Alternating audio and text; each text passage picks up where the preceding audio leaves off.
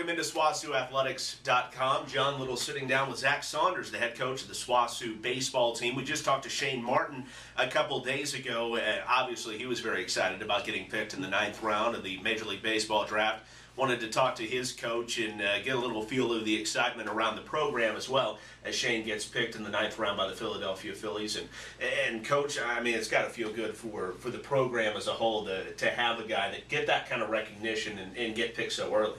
You know, somebody asked the other day, and, you know, what a coach's dream, honestly, to have a local kid from Weatherford decide to come to school at the local university, help us turn a program around that was, you know, kind of struggling a little bit there those first few years he was here, and really making the switch and really kind of getting us over the hump. And you know, he's been a huge part of that, and you know, been our anchor all year. Been the guy that we threw the ball to when we couldn't score a run or couldn't field it or anything else. And so Shane's been our rock, and you know, it really is a coach's dream. And got to sit down the other night with him after he had signed and go to a celebration dinner with him, and it's pretty neat deal to be a part of. You don't always see guys, and I know Shane, there was never any hint of him not sticking it out, so to speak, but you don't always see guys stick it out. You don't always see guys, you know, really follow through with pursuing their dreams like that. So to see him rewarded like that, you know, what did that make you feel like? 4 years is a long time. Yeah. And in those 4 years, you know, you've seen a lot of ups and a lot of downs, and I've seen Shane at his lowest moments, and you know, him and I have had some big time heart-to-hearts, and to get to watch him go from those low moments to where he's at now at the top of the pile, and you know, we all knew he was going to go. We had a good feeling that he was going to go, but man, to be a top 10 rounder, and you know, you get goosebumps thinking about it for him, because he's getting to experience stuff that all of us want to do.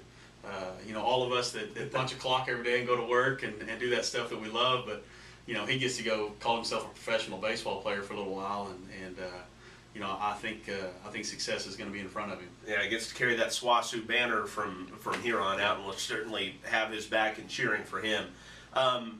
When you look at, you know, what the scouts said as they came to talk to him or came to talk to you over the course of the season, and then after the year, right before the draft, what were the positive things about Shane that helped him be kind of a guy that was pinpointed that could have success at the next level?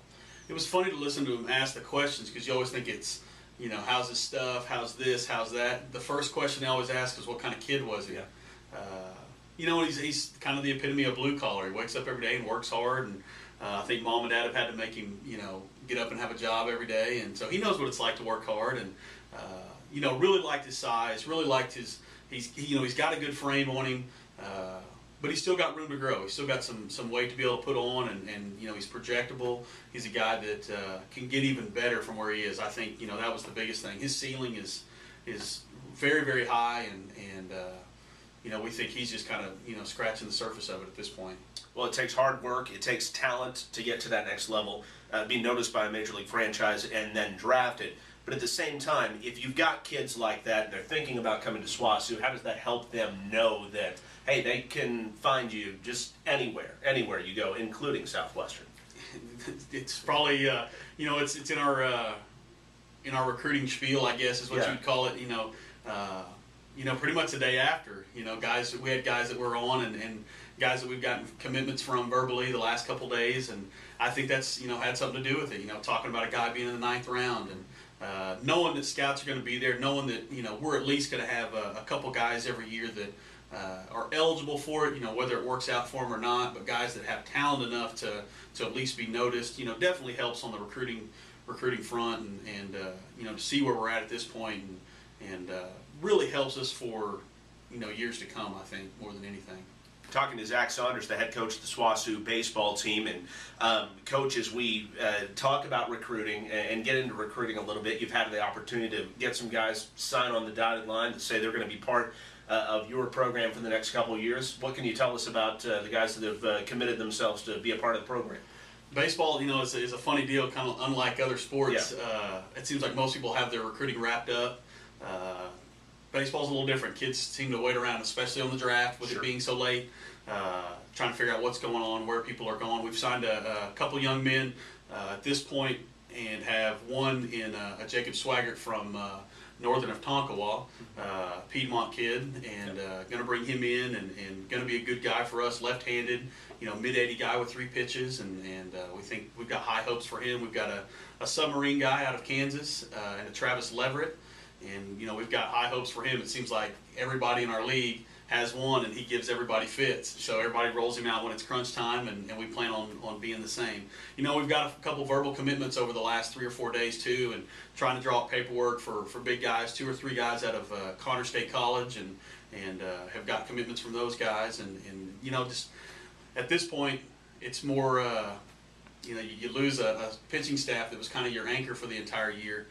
Trying to replace those guys, in a starting rotation is pretty tough. So you try to really just get as good a guys as we can, and really try to get the depth there. And we feel like at that point, this year if we'd had the depth to go behind it, we feel like we probably would have been a little bit better. And so it's something we're really stressing for this year. Well, as your team continues to take steps, obviously the pitching staff was something you had to resupply, and also shortstop. We've talked a lot about that, losing a great guy like Kevin Cantrell, a guy that certainly, I was a little bit surprised didn't get any all-region nods. But, hey, that's kind of is what it is. But there's no doubt how integral he was to your success. Do you feel like that your next shortstop might be on the roster, or are you out there actively looking there as well? We're definitely out there actively looking. Mm-hmm. To replace a Kevin Cantrell. I mean, he falls into the same boat with Shane. 4-year guy, played all 4 years, was a big part of it for 4 years, and was a big part in really helping us, kind of get over the hump and do those kind of things. And to look out there, and I tell guys this all the time, especially talking to our assistants, to go recruit and try to find a guy that is a Kevin Cantrell. It's just kind of automatic. He's a balls hit to him, you're out kind of deal.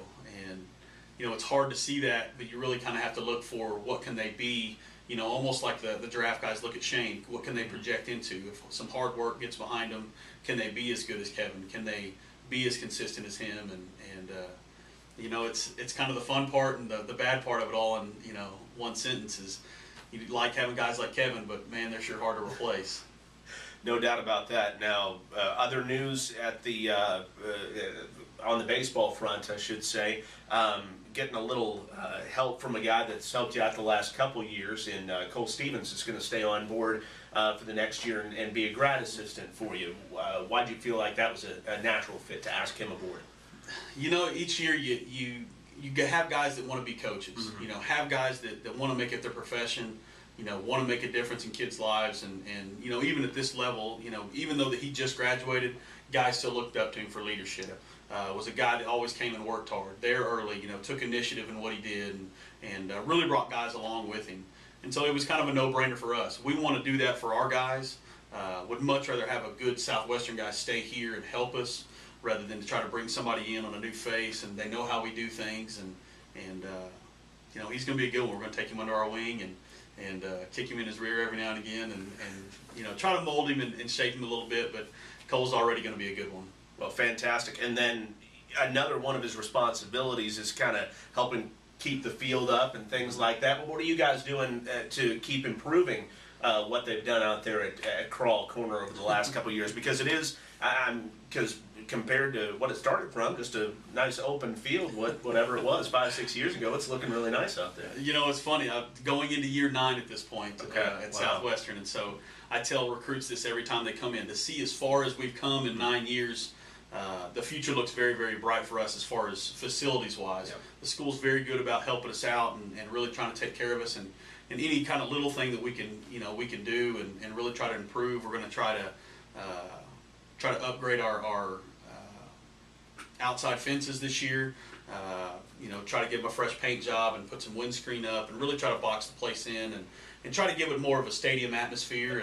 And it seems like you go around places throughout each place in the conference, you kind of get ideas and look at their place and take pictures and do all that stuff. And so just our guys kind of, I think, hate me and love me all at the same moment for that, because it seems like every year I've got a project in mind, and the fences will be that project this year, and we're looking forward to getting it done. Well, Coach, congratulations on a fantastic year in 2013. We know it's just going to be another step in 2014 as well. So, a long time between now and then. So, good luck to you and your guys as you do everything that you have to do between now and then to get you ready. Thank you so much. All right, you got it. That's Zack Saunders, the head coach of the Southwestern Oklahoma State baseball team, along with me, John Liddle, for SWOSUathletics.com.